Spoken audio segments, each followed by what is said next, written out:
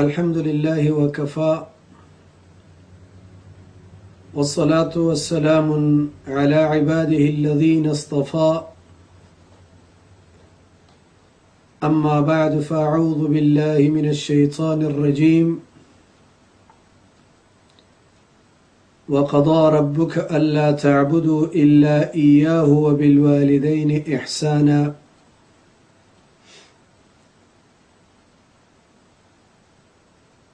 ګرانو دوستانو، محترمو مسلمانانو ورونو او خويندو، د ایمانی مجالسو د خبرونې مینوالو، السلام علیکم ورحمت الله وبرکاته. الله سبحانه وتعالى دی وکي چې ستاسو د دوستانو او اقاربو او همداراز د ټولو مشرانو او کشرانو ژوند په خوشحالۍ تر سره شي. ګرانو ورونو، محترمو عزیزانو، هر ورځ چې په انسان باندې تیریږي، له دنیا نه د ژوند کمیدلو ځي او آخرت طرف ته د هغې دنیا طرف ته ورنږدې کېدلو ځي.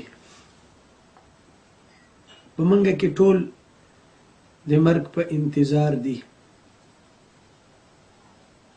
څوک په خپله د چا مور او د چا پلار ځي او د یارانو کډې ګور ته وار په وار ځي.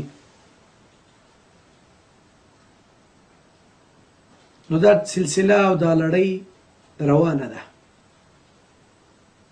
اما هوښیار سړی، پوه سړی، ښه سړی، الله ته محبوب سړی، محبوب انسان څوک دی؟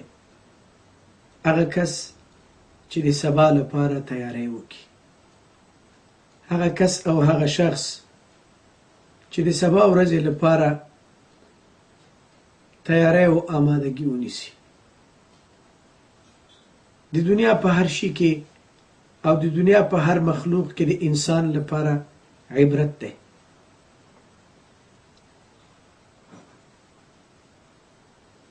تاسو به متوجه شوي یاست کله چې ماشوم د مور له رحم نه دنیا ته راشي، تولد شي، پیدا شي، نو دا ماشوم په څه حال کې وي؟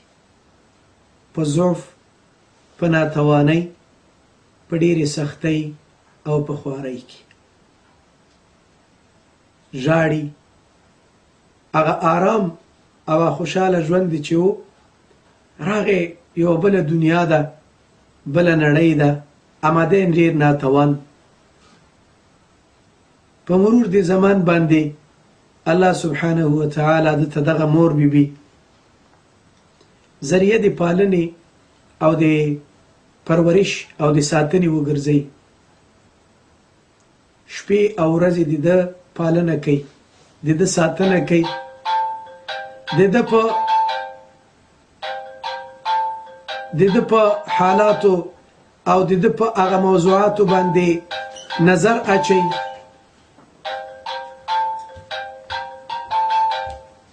په هر صورت باندې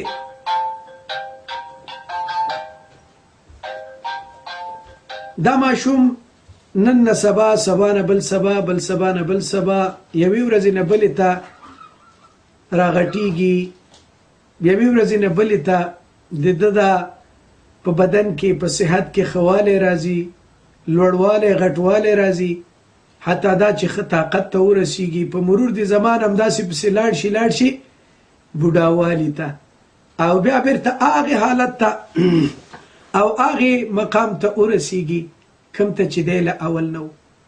مور له خېټې نه چې دنیا ته راغی هغسې ناتوانه شي او بیا محتاجي. همداراز دا عمر د انسان ته وګورو، هله میاشت راغله، څو میاشتې پاتې شوې؟ 11 میاشتې پاتې دي روژې ته. روژه راشي بیا وایي چې بس کال ته به بیا دا روژه نیسو که ژوندو.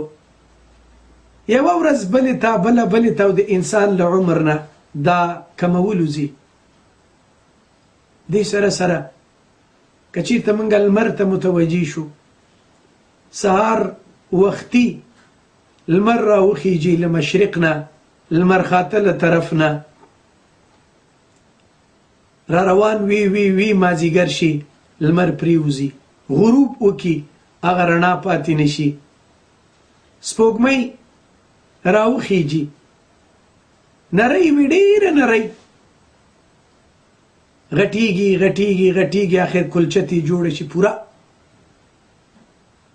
بیا بیرته له هغې نه راکمېدلو ځي کمښت پکې راشي راشي راشي راشي حتی دا چې بیخي نری حتی کالعرجون القدیم بس لکه څنګه چې اوله ورځ وه هغسې حالاتو ته ورسیږي نو دغسې دا انسان هم دی له دې ژوند نه ګټه واخلي په دغې مختصر ژوند کې خپل رب راضي کې په دغې مختصر ژوند کې له خپل الله سره رابطه جوړه کړي او په دغې مختصر ژوند کې دا انسان د خیر او د ثواب او د ګټې لارې خپلې کړي او له هغې نه یوه عظیمترینه او مهمترینه خبره چې کومه ده هغه د مور او د پلار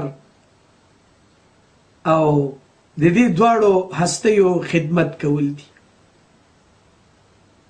سبب السبابه د مور ورځ مانځي بعضې خلک هغه خلک چې مور ته فقط او فقط د یوې ورځې بس د یوې ورځې هغه ګل وړاندې کړي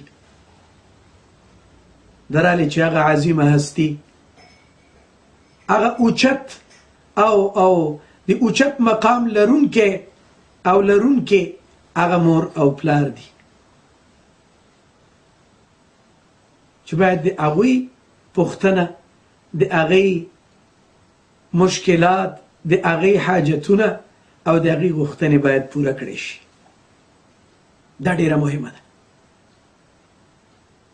ما یو مختصره غوندې لیکنه کړې وه او هغه مې په ورونو سره په فیسبوک کې شریکه کړه یو کتاب مې لوسته دا مضمون پکې مخکې راغی نو زر زر مې په پښتو باندې ترجمه کړ مالې چې دا خو ډېره ښکلې خبره او ښکلی مضمون دی هغې کې وایي یو بزرګ یو نیک شخصیت او انسان د خپل ژوند حالات بیانوي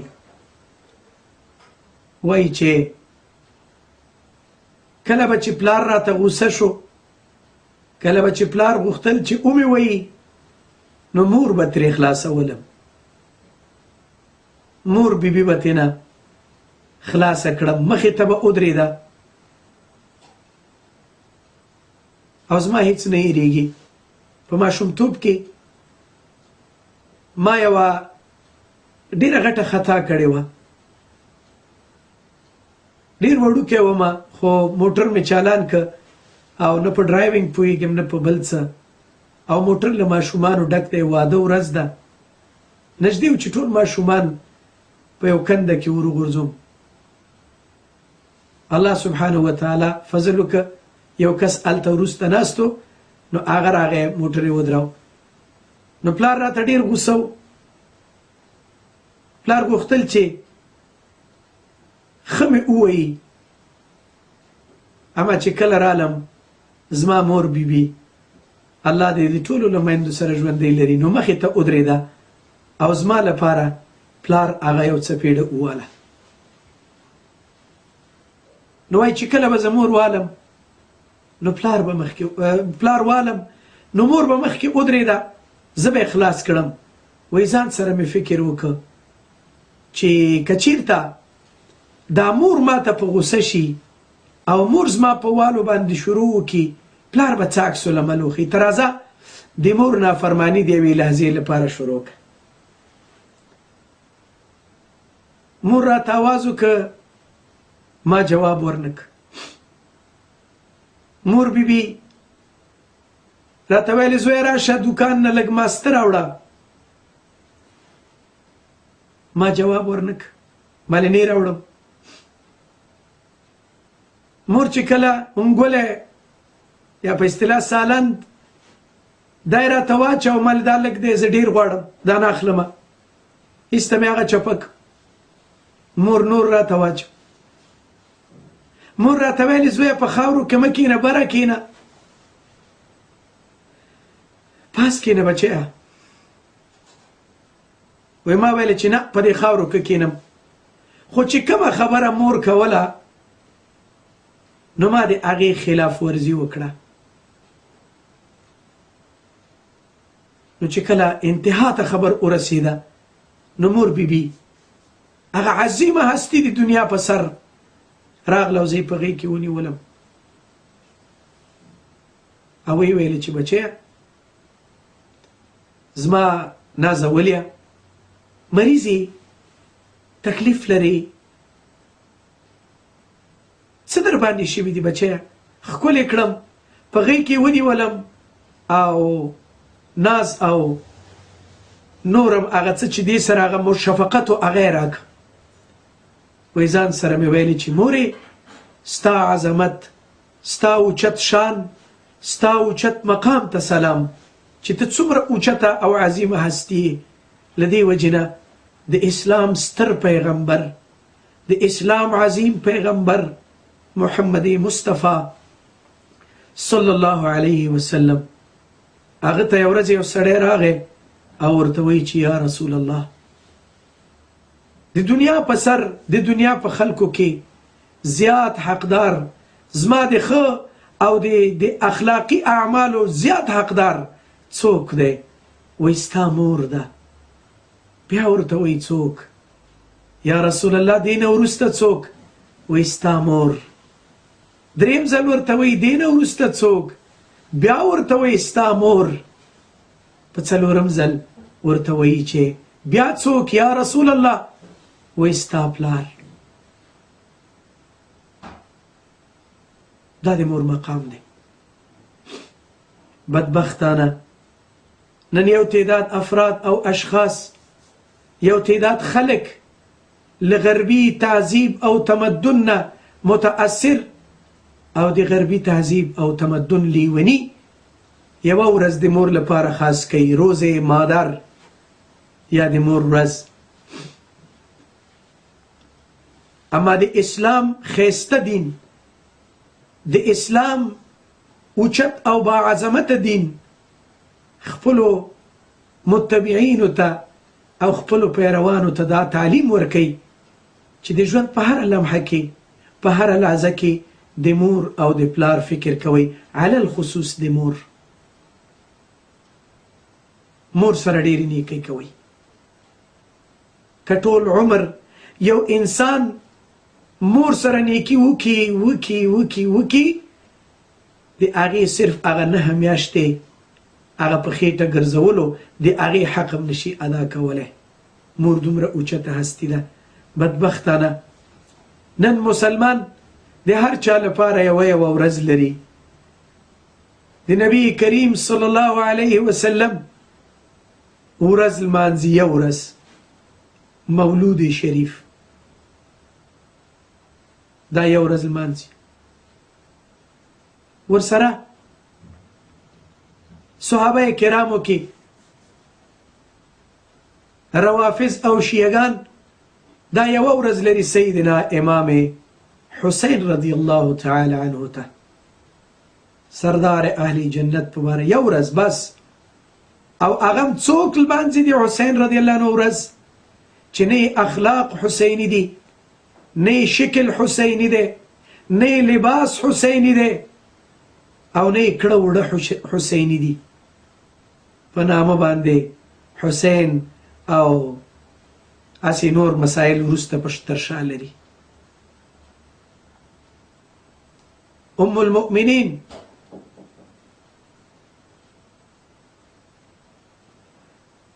سیدہ فاطمه رضی الله تعالی عنها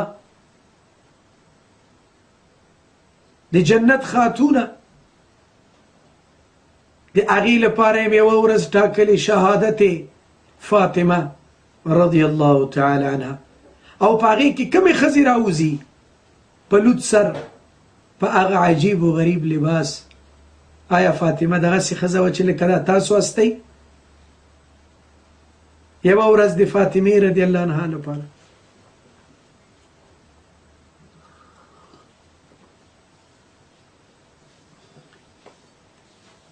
یوه ورځ بیا همداسې پسې صحابهونه چې راکوز شي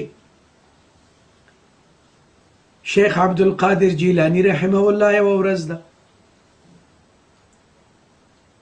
څوک یې 11 شریف 11 او څوک یې 12 لمانځي یوه ورځ ده عرس دی د شیخ عبدالقادر جیلانی رحمه الله عرس دی عرس څه ته وایي واده د ژوندو واده م لیدلی و خو د مړو ودونه عجیبه ده ډېره عجیبه ده چې مړي ته به واده کوي عرس شریف عرس شریف همداراز د کارګر لپاره یوه ورځ پلار ورځ هم اوس پکې را جوړه شوې عشاقو لپاره یوه ورځ ویلنټاینز ډے هر څه لپاره یوه ورځ تعین کړې دا د دوی خپل کار دی په جرمني کې زمونږ ورور استاد امین الدین سعیدي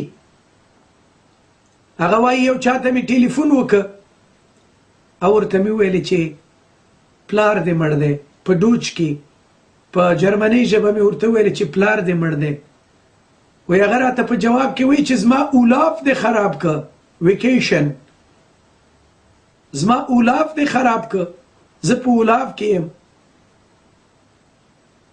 د پلار مقام دا شی دی د مور مقام دا دی تاسو ته به معلومه وي دلته په سپي باندې مصارف کوي سپی کور ته راولي دننه سپي ته په سټور کې او په مغازو کې خوراکي مواد اخلي د سپي ګندګي پاکۍ پلاستیکونه یې تیار ورسره وي اما مور و پلار مقام څه دی هغه د زړو خلکو هغه د ساتنې مراکز دي هغې ته یې ورولېږي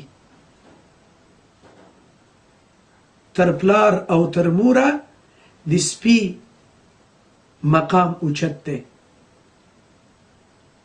زمونږ خلک له دغې تهذیب او تمدن نه سخت متاثره دي مور او لور پلار او زوی دا سره مخالف مور لور ته وایي بچیه داسې مه کو دا وایي زما حق دی دا زما غوښتنه ده ته څوک یې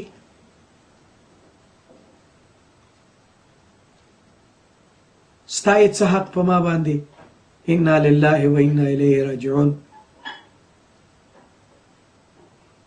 د دې خبرې په درد خو به بیا ته هلته پوه شي چې په مصیبتونو د الله گرفتار کړي جریج دا یو عابدو عبادت به یې کو یوه ورځ مور صرف آواز ورته کوي یا جریج ای جریجه خو دی په مانځه ولاړ دی مور ته جواب ورنکړ بیا ورته وایي یا جریج دریم ځل ورته وایي یا جریج مور زړه یې درد وکړ چې دا جریج ولې آواز نه راکوي جواب نه راکوي زما آواز ته لبیک ولې نه وایي په زړه کې درد پیدا شو او د درد له وجې نه یوه خیره وکړه چې زویه په داسې یو مصیبت واوړي چې نه دې لیدلی وي او نه دې کړی وي بس وخت تیر شو زمانه تیره شوه او یوه نجلۍ چې واده یې نه دی کړی په کور کې ماشوم پیدا کیږي خلکو راونیوله وایي تا خو واده نه دی کړی ته خاوند نه لرې ماشوم له کومه شو وایي ماشوم خو د جریج دی خلک راغلل او په جریج یې راکېښوده جریج هغه عبادتګاه یې ور ورانه کړه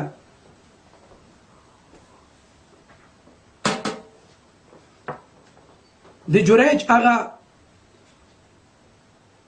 معبد یې ور وران که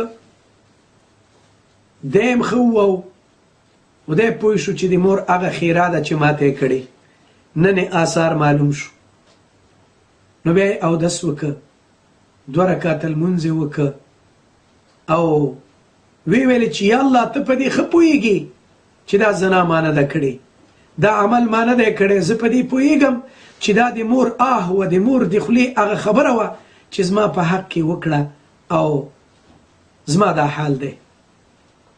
یا الله ته دا ماشوم په خبرو کې، نو ماشوم نه تپوس وکړه چې ووایه پلار دې څوک دی. صحیح حدیث دی په مسلم کې. نو هغه ورته وایي چې پلار مې پلانی شپونکی دی او زما له مور سره یې زنا کړې او زه د هغه نه پیدا یم. دا د مور ښېراوي، دا د مور د زړه درد و. ای وای په حال د هغه انسان، وای په حال د هغه شخص، وای په حال د هغه هلک او نجلۍ چې دوی د داسې یو عظیمې هستي د دې مور نافرماني کوي، مور نه مني، مور ته غوږ نه ږدي. د الله په عظیم ذات مې دې قسم وي، والله العظیم که په ټول عمر باندې ښه ورځ وویني او الله به یوې نه بلې ته په تباهۍ او په بربادۍ ور په مخ کوي. کوم سړی چې د مور او د پلار نافرمانه وي، او علی الخصوص د مور بیبي. نو زما ورونو، خلک داسې مختصرې ورځې لمانځي، اما اسلام خپل متبعین، اسلام خپل تابعداران دې ته متوجه کوي چې هره ورځ، هره لحظه، هره شیبه او هره ګړۍ دا د مور لپاره وقف کا.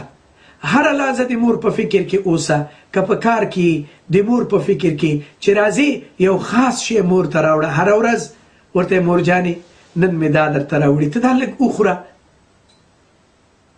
مورې زما ټول دولت دې ستا وي، مورې زما ژوند اختیار او واک ته لري، ستا خوښه ده چې په بازار مې خرڅې. مورې که ته ما ساتې، مورې که په ما باندې ته څه کوې، ته حقدار یې. له دې وجې نه علماء اسلام فرمایي، د اسلام دین دا تعلیم ورکوي چې که چیرته یو پلار او یو مور خپل اولاد ووژني، هغې باندې حکومت او بل څوک حق نه لري. اسلامي نظام کې حق پې نه لري چې هغه پلار او مور را ونیسي او په دې باندې قصاص کړي. دومره عظیم مقام دی د مور او د پلار. نو زما ورونو، راشئ چې له دې مسایلو نه، دې مختصرو ورځو نه ورتیر شو. روز زن مبارک باد. یوه ورځ ده، نوره ښځه لکه حیوان داسې منډې وهي، بیچاره. دا څه ورځ ده د ښځې؟ مور بیچاره پوښتنه یې څوک نه کوي. یوه ورځ هر یو ور روانې، څوک خو لا په دې ورځ هم نه ورځي، بدبخته. ورشئ د خپلو میندو او د خپلو پلرونو فکر وکئ، ورشئ خدمت یې وکئ. که غواړئ چې جنت حاصل کړي، نو ستا مور او ستا پلار ستا لپاره جنت دي. یو سړی ته جهاد ته نبی کریم صلی الله علیه وسلم ورته وایي چې مور و پلار دې ژوندي دي، او وایي ورشه د دوی خدمت کوه، ستا لپاره دا جهاد دی، دا جهاد دی، ورشه مور و پلار خدمت کوه، دا جهاد دی. په هر صورت باندې ورونو، خویندو، دوستانو، کشرانو، مشرانو، راشئ چې د خپلو والدینو خدمت وکړو. ډېر داسې بدبخته دلته اوسیږي، مور و پلار سره رابطه او تعلق قطع کړی، بلکل ټلیفون نه ورکوي، پوښتنه یې نه کوي. دلته په ګو فرینډ او په بای فرینډو باندې خپل وخت تیروي او په هغو خپلې پیسې لګوي. پلار او مور په وطن کې په هغه غربت او بیچارګۍ کې شپې ترسره کوي، اما اولاد دلته په نشو او په تماشو، په ډیسکو او په شراب او په قمار او په ګرفرینډانو باندې مصروف دی. درالې چې دې ته متوجه نه دی چې مرګ را روان دی او یو ورځې نه یو ورځې به مړ کېږم، معلومه نه ده چې دا به کله وي، څه وخت به وي. نو بس کوم څه چې معلوم نه دي هغه ډېر نږدې دي. دنیا نه راتلل په وار دي او تلل په وار او په نوبت نه دي.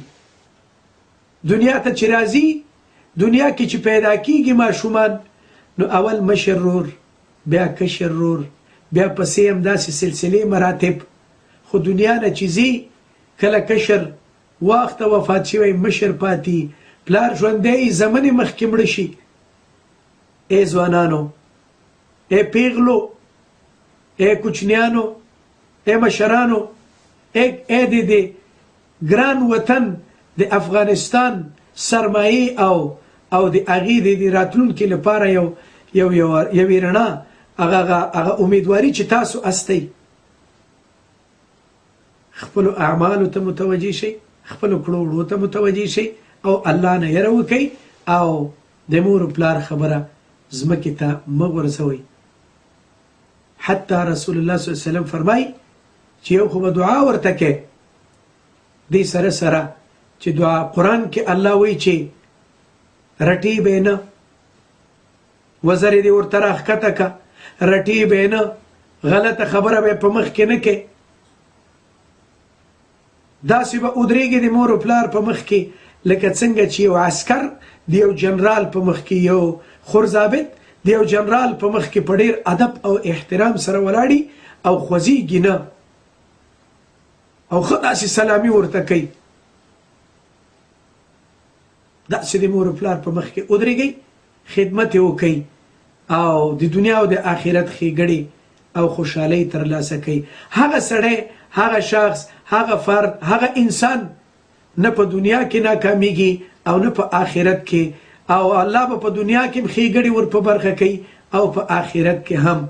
کوم چې د مور و پلار فرمان بردار دي، کوم سړی چې د مور نافرمانه دی، عاق لوالدیه دی، هغه سړی چې د مور و پلار نافرمانه دی، نبی کریم صلی الله علیه وسلم فرمایي 3 کسه دي چې هغه به جنت ته نه ځي. یو د مور و پلار عاق څه نافرمانه، د خپل ټول اعمال ټوټې ټوټې کړل، پوټې پوټې کړل او بیکاره کړل، ختم کړل. د مور و پلار نافرمانه به جنت ته نه ځي. ډېر داسې خلک زه وینم اورم، په الله مې د قسمې، چې کامیابي نشي ترلاسه کولی. مور ته وایي زړه مې خوښه مې چا سره چې نکاح کوم دا زما خوښه ده. It's my choice. I want to marry with that and that and that. I love him. کور دی الله پاک آباد کړو، نور به څه درته وایو، خور به درته نه وایو. دا زما حق دی وایي. صحیح ده چې ستا حق دی. اما کله چې د مور او د پلار خوښه نه وي او یو سړی یو نجلۍ نکاح کوي، دا نجلۍ نکاح نه ده کړې او تر څو پورې چې دا له دې خاوند سره یو ځای وي، دا په زنا باندې اخته ده. او کم خلک چې وایي چې بدون دای زړه کولی شي یوه نجلۍ خپله نکاح په خپله وتړي، نو بس دوی مټیزتوب ته چې په فارسي کې ورته شینګړی وایي، شینګري، هغې ته لاره خلاصوي. ځکه هره نجلۍ به تښتي، هره نجلۍ به وایي زه پلاني سره واده کوم. بس ورونو دا ناروا ده. نبی کریم صلی الله علیه وسلم فرمایي چې دغسې نکاح باطله ده، باطله ده، باطله ده. 3 ځلې وایي بغیر د ولي د اذن نه نکاح نه کیږي. خلک یې کوي. مور و پلار ته وایي ته ماغزه دې ګنده دي، ستا ماغزه کار نه کوي. ډېر داسې خلک دي نن زمان، خو انټرنیټي نکاحګانې ډېرې زیاتې شوي دي.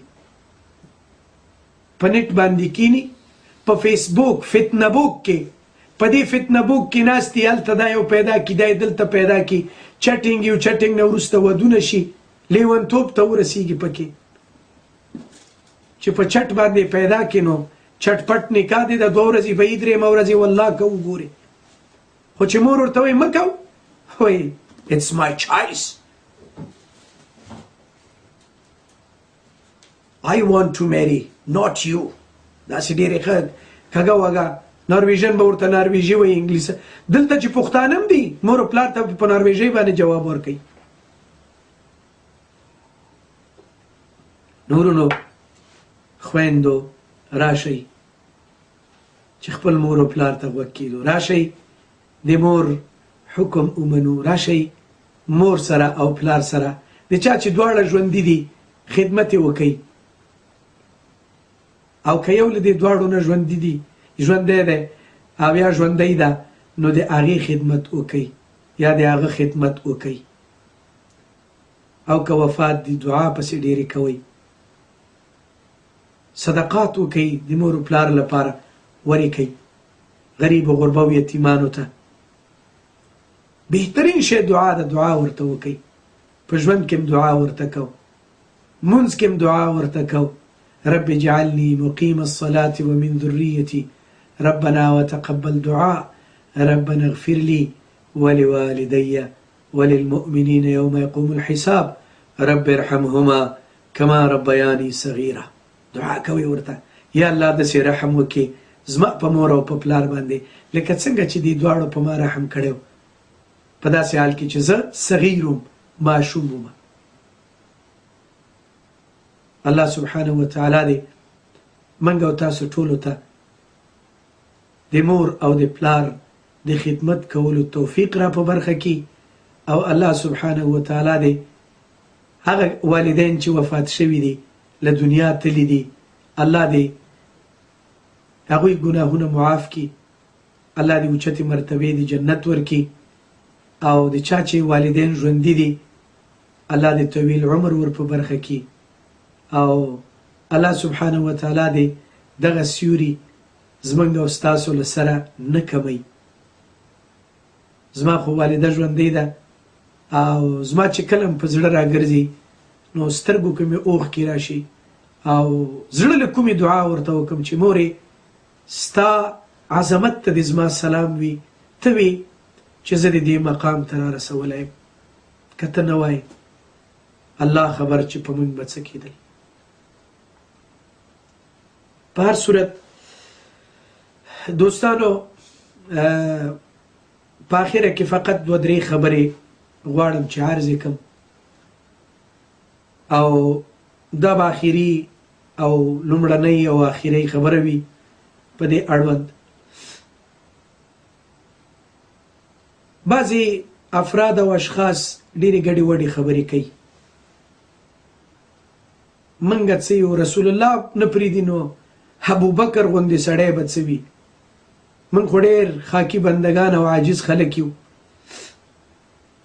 ترجمانانو کمیټې او کمپنۍ والا هغه خلک چې وروځي ټولۍ او میک اپ سره راځي او د ټلویزیون مخې او د کمرې مخې ته کینی فیلسوف علما فرمایي وی فیلسوف په هوا کې دولت جوړي او دا قصه ګویان چې کوم دي دا د اوبو په سر باندې یو دولت او یو خیالي دنیا جوړه کی دا جنګیالي چې کوم دی هغه د باروتو په سر جوړي خو د مؤمن د مسلمان حکومت او دولت کم یو دی هغه داسې دولت دی چې اصل یې پوخ وي او څانګې یې په آسمانونو کې وي دا فیلسوفان ډیر دي او پرون شپه به تاسو اورېدلي دوباره یې بیا راوسته چې دا خبره د اصلاح که کنه کفر خو دې کړی نو وایي چې الله نام یک بت بود و الله اکبر بت کلان است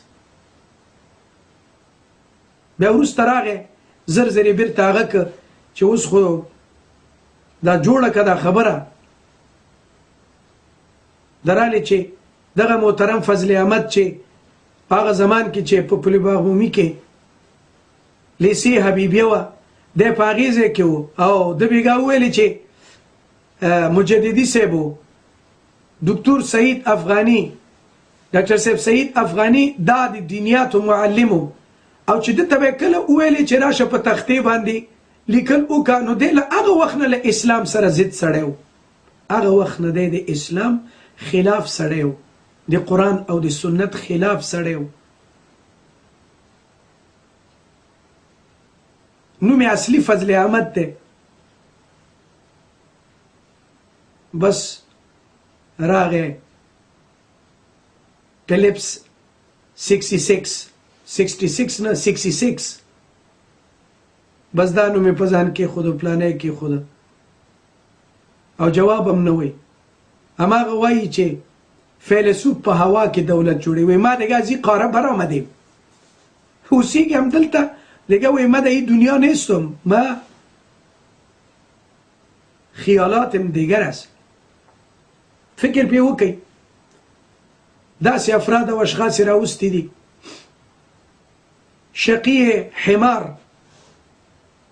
شقی حمار هغه سړی چې د رسول الله صلی الله علیه وسلم د اوصافونه انکار د رسول الله د معراج نه انکار د قرآن نه انکار او یو کتاب مخکې نیولی ورځې ټولې کړي دي میک اپ کړی راځي زوړ سړی توره ګیره مې شوه سپینه وایي لا پوه نه شوم او زه رحمان لا نه عاقل شوم نه بالغه دا هغه خلک دي په کاغذونو په ډیګریو او په سرټیفیکیټونو ښودلو باندې له تیکرو نه له کودوړو نه سره زر نه جوړیږي دا په یاد وساتئ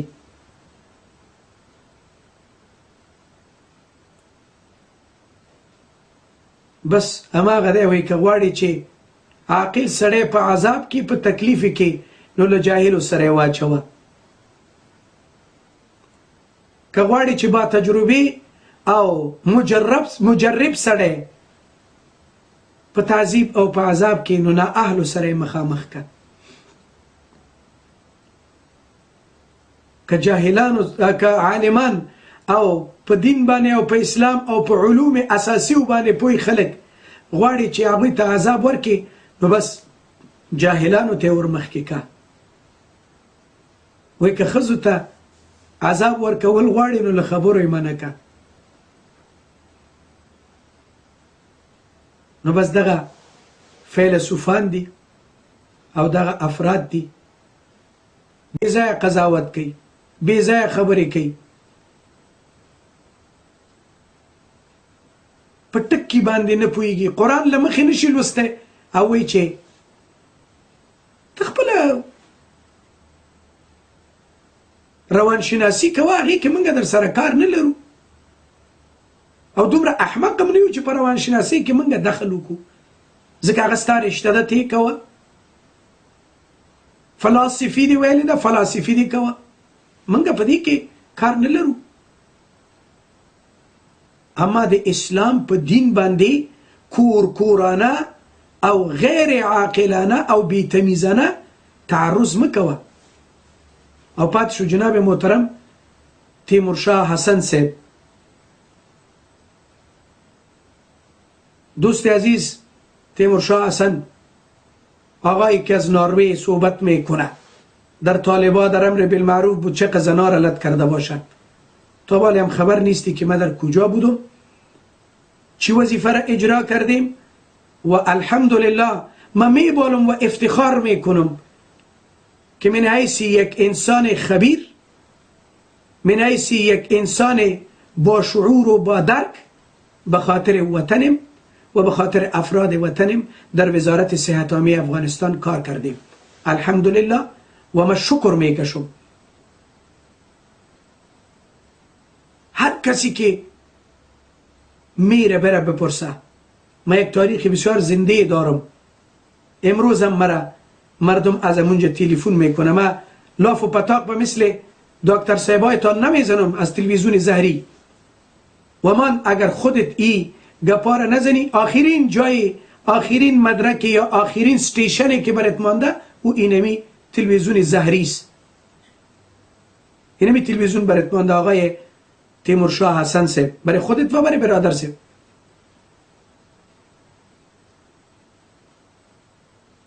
و ما اندو فیلمایی که در حالی که دیدن این چونین فیلم گناهی کبیر است فیلم رسول مقبول صلی الله علیه و سلم گذاشته میشه به این چیزا مردم بازی نمیخورن با معذرت دوستای گرامی با معذرت اگر یک انسان هر کار دیگری میکنه آنقدر مشکل نیست قسمی که خودش ای ترجمان و یا برای دیگرها ترجمانی میکنه و البته ترجمان اینجا را نمیگم که از اینجا سپلای میکنه ترجمانا را به اونجا، از این کرده دیگه عمل بد در روی زمین نیست. خب برای بیچاره دیگه جایی نمانده، اونم یک تلویزیون زهری مانده و ای مانده و بس خلاص. اونا از خود بیننده ها دارن، اونا از خود. مگر ما مسلمان نیستیم؟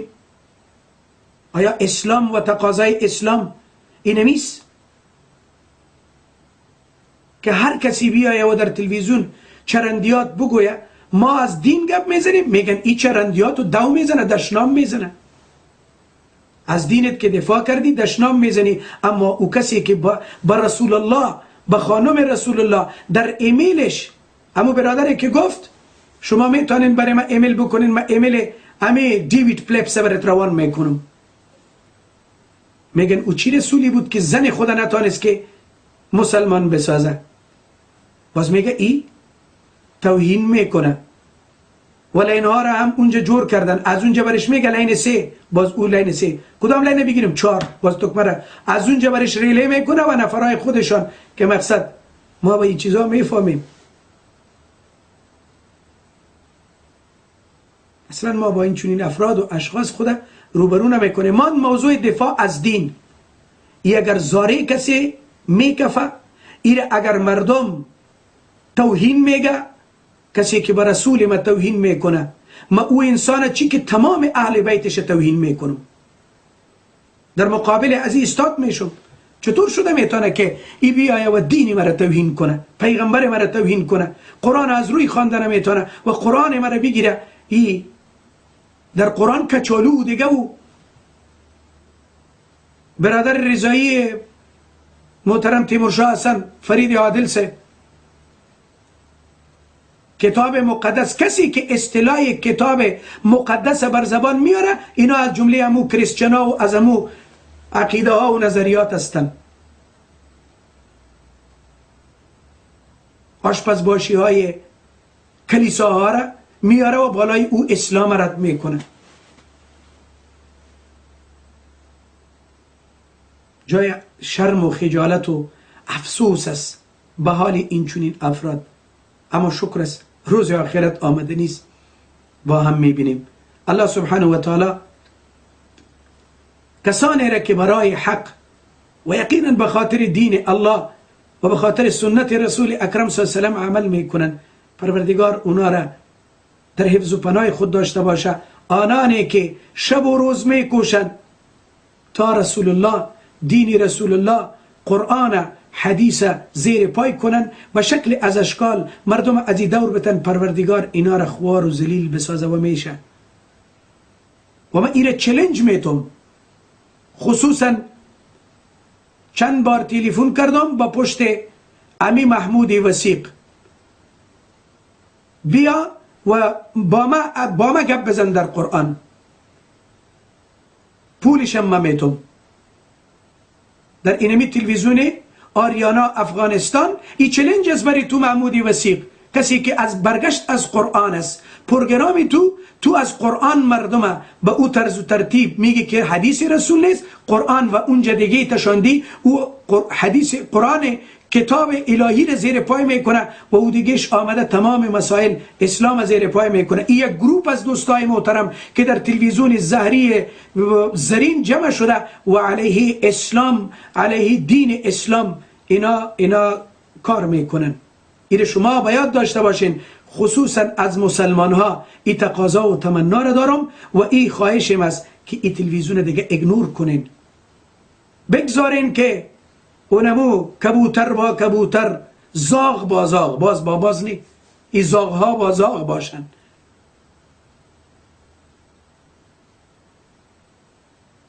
ما را توهین کرد. الحمدلله این نشد که یک چند کلمه انگلیسی را یاد گرفتی. الحمدلله هم سواد داریم، هم مکتب خواندیم، هم از اسلام میفهمیم، هم از کیمیا میفهمیم، هم از بیولوژی تا یک حدی را که همون گزاره خود کنیم میفهمیم. و این معنا نیست. و از همی کلت کردم الحمدلله در کامپیوترم در امور کامپیوتر، در هاردویر و سافتویر و تمام اموراتش هم پیش هستم. کدام حاضر هستین؟ دین بگذار. همین فیلسوفی که فیلسوفی میکنه بگو بیا در کامپیوتر امتحان بدیم که من دکترایت معلوم کنم. چی رقم دکتر هستی؟ بیا. بجز از عصبیت چیزی دیگری نداره. به هر صورت دوستای محترم، این گپ آخری ما بود و این یک توصیه ما بود برای آقای تیمورشاه حسن.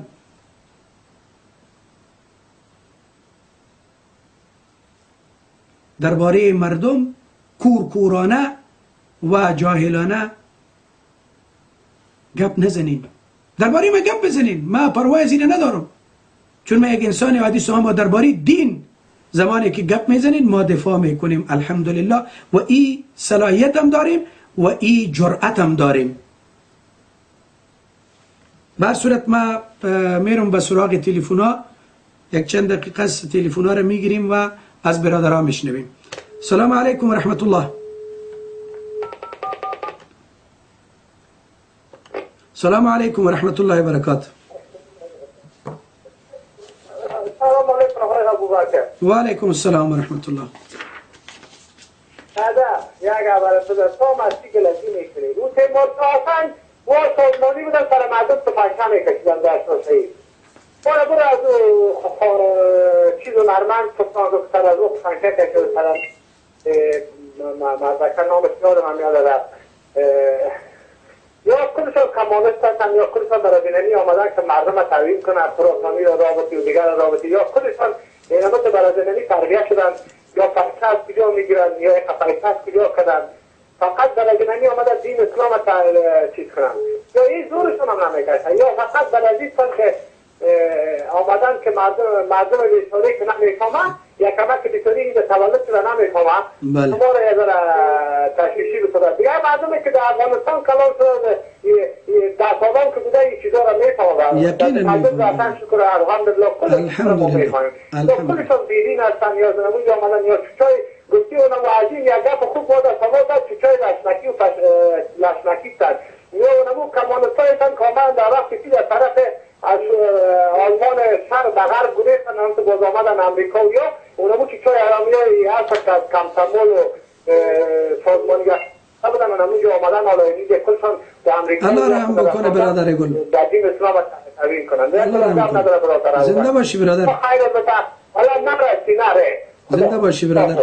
السلام علیکم و رحمت الله. السلام علیکم و رحمت الله. بله السلام علیکم. سلام علیکم. و علیکم السلام. استاد ابوبکر شما هستین؟ بله بفرمایید جان. من خدمت شما عرض احترام دارم. و در پالیزو من فهم چی میگذاره یه وزی که تبلیغات در مورد دین مقدس اسلام شود جزازی که هیچ جنگی در تلویزیون ها شروع شده و هر قدر این ملاها در تلویزیون زیاد شدن، بدبختی فراوان شدن، تعصبات زیاد شده، مسائل ملی زیاد شده.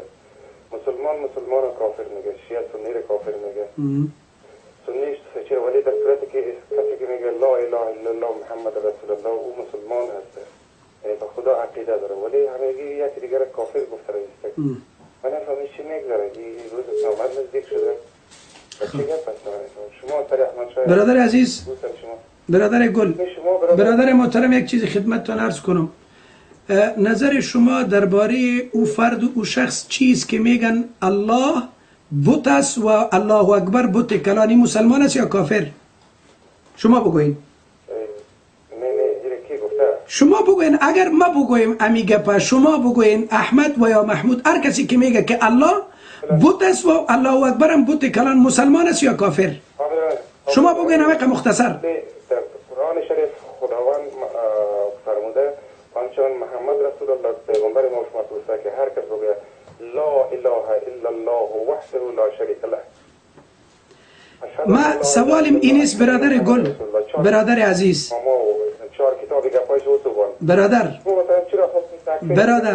برادر از شما میپرسم کسی که الله را بت میگه مسلمان است یا کافر؟ شما بگوین. کسی که میگه که الله بت است و الله اکبر هم بت کلان مسلمان است یا کافر؟ شما بگوین. خلاص شد. ما هم این چونین انسان کافر میگم، شما هم کافر میگین. و دیشب داوود نزار به زبان خود گفت که الله بت، یک بت است و الله اکبر هم بت دیگرش. پروگرامش خلاص شد و دوباره تلویزیون زهری بر روی صفحه آوردش که نه خو بس. ما هم اینه میره میگم دوست عزیز، ما با کسی کاری نداریم، ما گپ دین زدیم و برای اینا یک توصیه کردیم که از الله بترسین و یک چند روز زندگی تباه میشین. از شما یک جهان تشکر، سپاس و زنده باشین جانم. سلام علیکم و رحمت الله. بله سلام علیکم. و علیکم السلام و رحمت الله. بفرمایید جان. ما بسیار افتخار میکنم که صدای شما برادر گرامی رفت و شما الان برای دین سرکار کونین صلی الله علیه و سلم بالا میکنین. ما باز هم افتخار میکنم سر شما و استاد محترم عرض کنم. بله. این چیز نو نیست. بله. این از زمان آن حضرت صلی الله علیه و سلم، از زمان آدم علیه السلام، نوح علیه السلام، ابراهیم علیه السلام و حضرت محمد رسول الله صلی الله علیه و سلم شروع شده و یک جریان داره. اما ما باعث بنده های کی الله سبحانه و تعالی و باعث امتای واقعی محمد عربی صلی الله علیه و آله و صحبه و سلم ما وظیفه داریم که صدای خدا بالا کنیم، کمک کنیم به این پروگرام‌های اسلامی و صدای خدا بالا کنیم به این ملحدین قرن 21 و بگوییم که مرتدین و کمک بادارای خود شرقی و غربی خود آمدن که دین خدا ناخواسته بدنام، اما این برشان بگوییم که ضامن دین الله سبحانه و تعالی است و این دین کس از بین برده نمیتونه، این دین کس ضعیف ساخته نمیتونه. اینا میگن در روز آخرت که یا لیتنی کنتم ترابا. برای این ملحدین و بیدینا من اعلان میکنم شما جهنم است، اما هنوز شما وقت داریم. بیاییم بگوییم که اشهد ان لا اله الا الله و اشهد ان محمد رسول الله صلی الله علیه و آله و صحبه و سلم. خداوند شما را میبخشد. بله. اما ما باید یک امت بسیار ضعیف و کوچک یا نده سلام برای یا عرض میکنم، دستای یا را بوسه میکنم که او بیدینا او کافران بیایین به خاطر ازی که یک یهودی در وقت ندرس صلی الله علیه وسلم و رسول صلی الله علیه وسلم گریه میکرد، گریه میفرمودن که چرا ما زنده هستم، ما بودم و یک انسان دی دنیا بیمان رفت. این دین با هر حزب که بودیم، با هر طرف که بودیم، بیاییم به حزب محمد صلی الله علیه و سلم. دین دنیای شما را تضمین میکنه، دین دنیای شما را تضمین میکنه. تماما امراض داخلی و خارجی و بیرونی و درونی شما را دعا میکنه. ما ازتان خواهش میکنم بیدینا و از او کسایی که به پروگرام های یا گوش میتن و میاین نفرایشان میکنی لیل 3 و لیل 4 بگی که توستی که دینه بر ما نشان یاد میکی، تو بسیار زیاد برزیان میگم که مردم بیدار شوید. اینا برای شما دین جان نشان نمیتن، اینا برای شما بیدینی رو نشان میتن. به این با علمای که اونا آخرین رفتن 10-20-30 سال اونا درس خواندن، زحمت کشیدن، قرآن خواندن، حدیث خواندن، کتابای اسلام خواندن و برای شما از دین محمد عربی صلی الله علیه و سلم تبلیغ میکنن. برین در از ما گوش کنید. زنده باشین برادر. یک جان تشکر. بیدار شوین که دنیا بسیار دنیای دروز است. زنده باشی برادر. ما خادم محمد عربی صلی الله علیه و سلم، ما باید خاک پای محمد صلی الله علیه و سلم خادم شما علمای کرام از اینا خواهش میکنم، عرض میکنم، عذر میکنم برشان که بیاین به دین محمد، بیاین به حزب محمد صلی الله علیه و آله و سلم چند بزنید. الله شما را کم نکنه برادر، یک جان تشکر و الله شما را در حفظ و پناه خود داشته باشه. و علیکم السلام و رحمت الله و برکاته. السلام علیکم و رحمت الله و برکاته. بله السلام علیکم. خب دوستای گرامی، برادرای عزیز، برادرای محترم، اصلا مسئله ایست که ما با کسی مشکل نداریم، اصلا اینا با دین ما مشکل دارن و باید بفهمن و درد مردم باید بدانن. السلام علیکم و رحمت الله و برکاته. السلام علیکم. و علیکم السلام و رحمت الله. وعلیکم السلام استاد محترم، څنګه جوړې بخیر؟ الحمدلله، تاسو خاصه صحت مو خدای خیریت ته. مهرباني وکړئ ګرانه. خیر لدا وګدا دې ډېر خوشاله، ډېر فخر کوم. الله هم خوشاله لره. او خپل څوک یې استاد؟ زه دا کوم چې دغه ټلویزیون کې ګوري دغه سړی یم. تاسو په پارتي پښتو مثلا نه خو زه تاسو سره خبرې کوم، هغه لکه بل خو روان یم. هغه لږ زره منګه وروسته یو خو ته له ما سره په ټلیفون کې په لاین کې او لږ ځن وروسته به ستا اواز دې ځینه له ناروې نه امریکا ته او امریکا نه چې تر څو جرمني ته یا لندن ته در رسېږي نو طبعا ډېر وخت پکې لګېږي، لږ زره زه ډیلې یم، وروسته یم. الله دې خوشحاله کړه. السلام علیکم. السلام علیکم و رحمت الله و برکاته. هلو. بله السلام علیکم. وعلیکم السلام. استاد څنګه الله قراری ده؟ الحمدلله، تاسو ښه قلاري ده؟ خیر خیر. ابوبکر صاحب؟ بالکل. و ابوبکر مهرباني وکړئ ګرانه. استاد یو پوښتنه ولا زه په ناروې کې اوسېږم، دلته ته ډاکټر ته وایم ګوډه خوږېږي، لکه اوس د روژې د خاطره مې پوښتنه مې وکړه که نه چې دا لکه اوس جوړېږي نه، لکه د عملیات دغه نه به جوړېږي، نو د روژه په ما باندې څنګه چل ده نیول لکه ښه دي راته او که نه؟ صحیح، سمه ده ګرانه، صحیح ده، زه به جواب درکړم. السلام علیکم و رحمت الله. الو. بله السلام علیکم. سلام علیکم. څنګه یې؟ الحمدلله، مهرباني وکړه. مولوي صاحب ښه یې جوړه قراري ده؟ الحمدلله، ته څنګه ښه قلاري ده، خیریت دی؟ مهرباني وکړه ګرانه، وخت هم ډېر کم دی، 3-4 دقیقې پاتې دي، ډېر وخت نه دی پاتې. خپله خبره یا خپله پوښتنه یا مسله که لرئ هغه مطرح کړئ ګرانه. بله.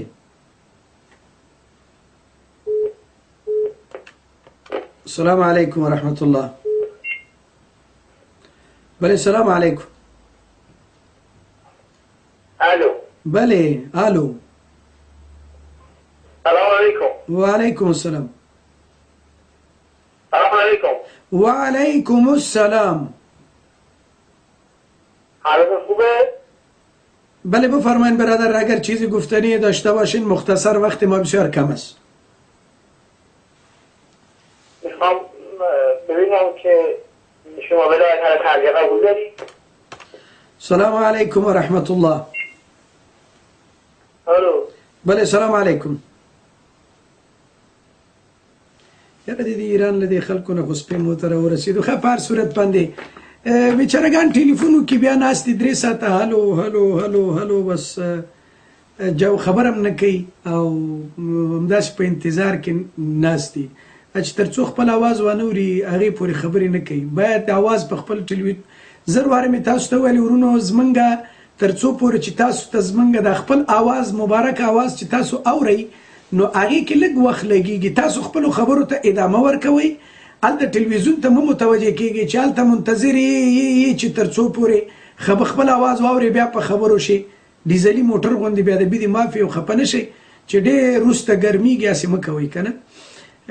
په هر صورت باندې د ورور چې ټلیفون کوي ویل چې زه ناروې کې اوسېږم او ګرده مې درد کوي ګرانه، مجرب ډاکټر او پو ډاکټر کچیرته تا ته اغستا حالات هغه ته معلومیږي چې کچیرته ستا روژه نیول ګردې لپاره تکلیف جوړوي ځکه چې ته باید ډېرې اوبه وڅښې او کچیرته دا ونڅکې ستا ګرده بیخي فیل کیږي یا نور مشکل وي نو بیا په شریعت کې ستا لپاره د روژې د خوړلو اجازه شته ده خو په هغه صورت کې چې یو مجرب ډاکټر او پو ډاکټر په هغې باندې نظر ورکي نو هغې نه وروسته بیا ته کولی شي چې روژه وخوري غیر له هغې نه چې معمولي هسې ګردې درد راځي یا کله کله راځي او کله نه راځي نو دا سرسري دردونه دي نو د هغې لپاره به روژه نه پرېږدئ خو که چیرته یو صحیح ډاکټر په دې اړوند باندې نظر ورکي او ووایي نو بیا هغې کې گنجایش شته دی انشاء الله والله اعلم السلام علیکم ورحمت الله وبرکاته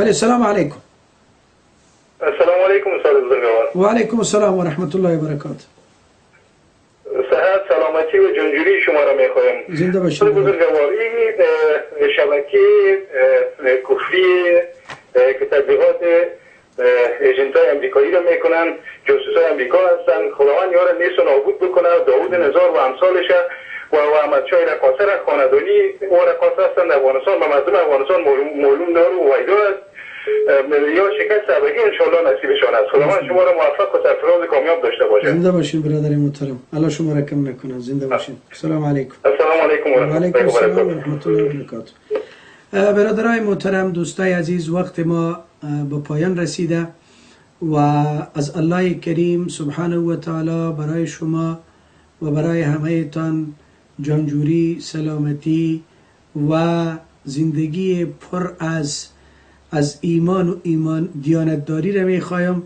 و الله سبحانه و تعالی ما شما و تمام مؤمنین از این فتنه ها و از شر این فتنه ها در حفظ و پناه خود نگاه بکنه الله سبحانه و تعالی عزایم اینا را خواسته های اینا را و چیزی که اینا به ضد اسلام و مسلمان میکنن رب کائنات تمام عزایم اینا را در هم و بر هم بسازه و خوار و زبون و ذلیل بسازشانه و انشاءالله ذلیل میشن اگر امروز نبود فردا و اگر فردا نبود پس فردا این روز آمده نیست اخواری و زبونی نصیب آنان است که به ضد اسلام و به نام اسلام اینا شمشیر میزنن کدال میزنن و علیه اسلام اینا عزایم شوم و نافرجام خود داره انشالله اینا به زودی از بین میره و در اخیر ما باز هم از همه تان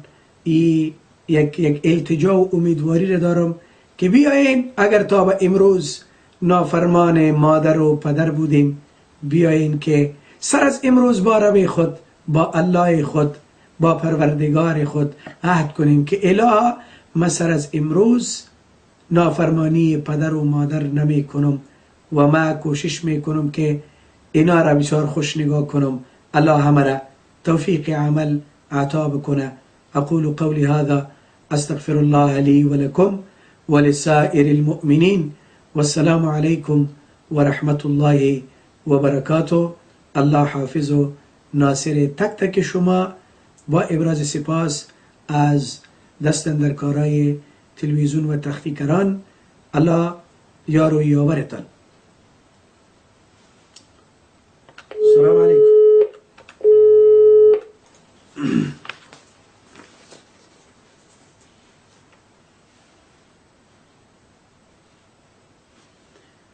السلام علیکم ورحمت الله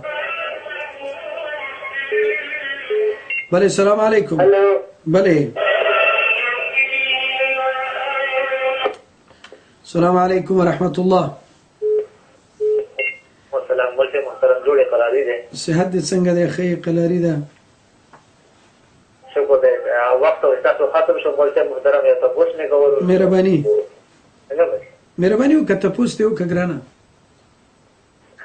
ما تاسو دا چې ملک مزاحم دي سلامانو خواهش کوم چې اصلا مزاحمت نه دی ګرانه مهرباني وکړه نو دا شیګان مذبوحه ملک محترم حلال ده به حرام حضرت دې مبارک نه بالکل به نه خوري خلاصه خبره شیګانو مذبوح ذبیحه به نه خوري مردار ده شیعه او هغه مذهب کفري مذهب ده دین هغه دین نه ده دا یو سیاسي ډله او دا د اسلام ضد خلک دي دا دغه د خلکو دغه بنخوري زبیا بنخوري ها لیکن او تاسو اوس یا موږ خپل دي مخکې او یا چې څنګه د دې بس هغه چې خورلې دي هغه ربنا لا تؤاخذنا ان نسينا او اخطانا یا الله منسي منګه ته په هغه څه باندې چې په هیر باندې کړی وي او یا په خطا کې شي وي نو چې په خطا کې کوم څه شي وي دي هغه ان شاء الله مسله معاف ده جزاك الله خير السلام عليكم السلام عليكم ورحمة الله السلام عليكم ورحمة الله السلام عليكم ورحمة الله السلام عليكم وعليكم السلام ورحمة الله استاذ ابو بكر حسين شما بله بفرمایید جان سلام استاذ امجور حسين شکر شما خوب هستین خیریت است الحمد لله احسان خداوند است لحظه پیش از بیرون آمدم تلویزیون تماشا میکردم بله چهره مبارک شما را دیدم باید خوشی شد واقعا نباید از ریاکاری بکنم که از عمق قلب از عالم دوری دوستای مبارک شما را احتراما گوتیده الله شما را کرم کنه برادر زنده باشید به شما فخر میکنم زنده باشید خداوند شما را در همه عرصه های دنیا و آخرت خیر داشته باشد زنده باشین برادر به حق ما هم دعا بکنیم ان شاء الله حتما محتاج دعای شما بزرگوار هستم الله شما را کم نکنه برادر در حفظ و پناه پروردگار باشین سلامت دیگه استاد قدم یک چیز میخواستم معلومات بگیرم بله از پروگرام دیدنی شما بسیار خوش شدم به خاطر رفع مشکلات یا بعد از آوردن یک حاجت بله باید از کدام وظیفه اسلامی را آدم انجام بده که خداوند کمک بکنه و او مشکل آسان بسازه برادر یکی خو در هر سختی و در هر مشکل امی دعای سیدنا یونس علیه السلام بسیار مجرب است لا اله الا انت سبحانك انی كنت من الظالمین یک دوم نبی کریم محمد مصطفی صلوات الله علیه مهربانی میکنه میگه کسی که همیشه استغفار میخوانه یعنی استغفر الله العلیم الذي لا اله الا هو الحي القيوم واتوب الیه ایره میخوانه یا استغفر الله استغفر الله استغفر الله را همیشه میخوانه الله سبحانه و تعالی ایره در هر سختی و در مصیبت یاری و یاوری و کمک میکنه و از اینطور جای ایره رزق میده که گمانش هم نباشه. این دوم مسئله دیگه. سوم چیز حسبی الله لا اله الا هو علیه توکلت و هو رب العرش العظیم. این آیه کریمه را بخوانین، این بسیار مجرب است، 7 بار صبح 7 بار شام. این را بسیار مجرب است، یعنی قدر مجرب است که حد و اندازه نداره. و دیگه دعای مختلف دیگری هم است که اللهم اخرجنا من ظلمات الوهم واكرمنا بنور الفهم وافتح علينا ابواب فضلك ويسر علينا خزائن علمك انك انت العليم الحكيم. و دیگه دعای مختلف و متعدد است. و اگر شما برای ما ایمیلتان یک ایمیل بکنید به imani.majalis@gmail.com ما براتان بعض دعا را ان شاء الله نوشته کرده براتان میفرستم به یاری و مرحمت رب الجلیل. نازنین، ما چون با کامپیوتر دسترسی ندارم، در سوئیس تقریبا 9 ماه میشه که زندگی میکنم، به خاطر رفع مشکلات خداوند نبا ریا بکنم، روزه هم میگیرم، یاسین شریف همیشه کردان میکنم. الحمدلله. یعنی بسیار زیاد تقریبا از مدت 4 سال است که من اینمی وظیفه را در پیش دارم و نباید از خودستانی بکنم که در وسط شب به خاطر صلات تهجد و یا صلات حاجت هم یعنی ادامه میدم. و چون ای که میخواستم، چون شما راهنمایی سالم دیگه در پالو داشته باشین، من استاد ایمیل آدرس ندارم، متاسفانه که با کامپیوتر هیچ آشنایی ندارم. خب بیا خیر باشه ان شاء الله. الله خیر و عافیت پیش بیاره. من روزای پنجشنبه، هر پنجشنبه ساعت 8 تا 9 پروگرام دارم. ان شاء الله ممکن است که ببینیم اگر چیز شد یک کمی اضافه بسازیم فبها، ورنه همین 1 ساعت هم کافی است ان شاء الله. بله دیگه استاد نازنین، بسیار خوش شدم. زنده باشین. شما را الله کم نکنه. نام ما استاد نازنین، وقت شما را گرفتم، محبوب هست. بله. دیگه امید است که از دعایتان ما را فراموش نکنید. حتما ان شاء الله دعا میکنیم، شما هم دعا بکنین. اینجا من امید زیاد دارم که من دعا بکنید. ان شاء الله شما هم دعا بکنین. الله حافظ و ناصرتان. سلام علیکم و رحمت الله. حافظ، وقت خوش. سلام علیکم.